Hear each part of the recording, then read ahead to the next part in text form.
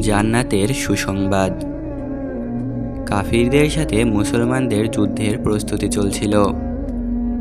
তখন একদিন বিষাদ ভারাক্রান্ত মনে রাসূল সাল্লাল্লাহু আলাইহি ওয়াসাল্লাম মিম্বরে উঠে বললেন, আল্লাহর রাস্তায় কে সৈন্যদের সাহায্য করবে?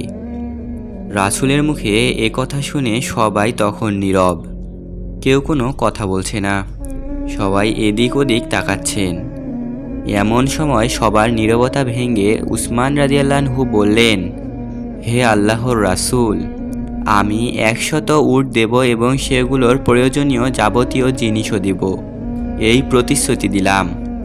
রাসূল সাল্লাল্লাহু আলাইহি ওয়াসাল্লাম অন্যদের উদ্দেশ্য করে আবার বললেন, কে আল্লাহর রাস্তায় সৈন্যদের সাহায্য করবে? এবারও সবার আগে হযরত উসমান রাদিয়াল্লাহু আনহু দাঁড়ালেন এবং বললেন, হে আল্লাহর রাসূল, আমি 200 উট দেব এবং এদের প্রয়োজনীয় যাবতীয় জিনিসও দেব। এরপর তৃতীয়বারের মতো রাসূল সাল্লাল্লাহু আলাইহি ওয়াসাল্লাম বললেন, কে আল্লাহর রাস্তায় মুজাহিদদের সাহায্য করবে? এবারও তানবীর হযরত উসমান রাদিয়াল্লাহু আনহু দাঁড়ালেন।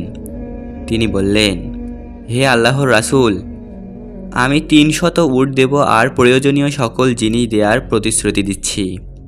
এরপর রাসূল সাল্লাল্লাহু আলাইহি ওয়াসাল্লাম মিম্বর থেকে নেমে গেলেন এবং বললেন, এরপর থেকে উসমানের আর কোনো সমস্যা নেই, অর্থাৎ এরপর থেকে সে যাই করুক না কেন সে জান্নাতি।